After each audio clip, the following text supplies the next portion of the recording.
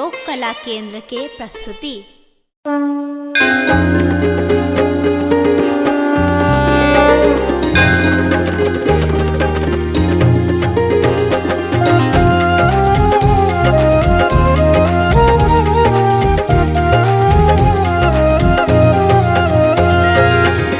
धन्य धन्य भेले आजो, धन्य धन्य भेले आजो, अवधपुर गाम यो। जन्म लेलन राजा पैन श्री राम यो। जन्म लेलन राजा पैन श्री राम यो।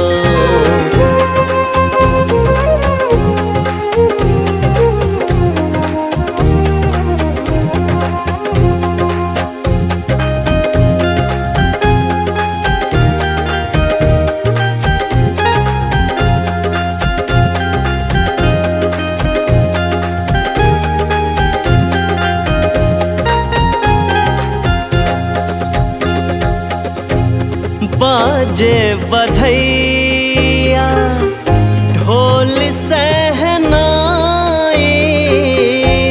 बाजे बधैया ढोल सहनाई।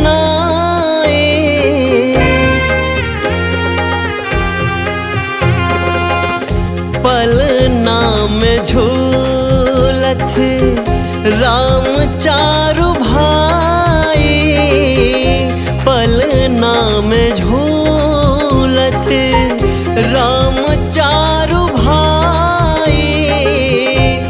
दर्शन कराएला, दर्शन कराएला सब भगवान यो। जन्म लेलन राजा पैन श्री राम यो।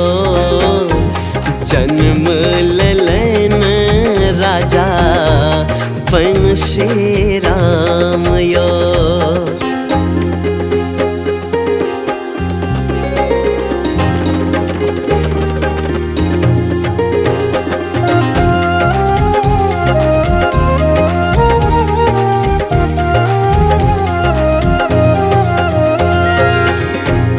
बाबा लुटावैथ सोना असरफी, बाबा लुटावैथ सोना असरफी।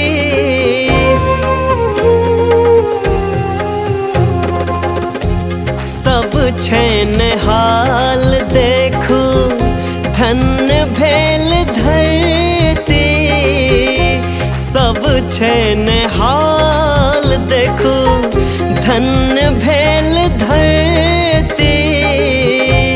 भावना मगन मन, भावना मगन मन बढ़ गेल मान यो।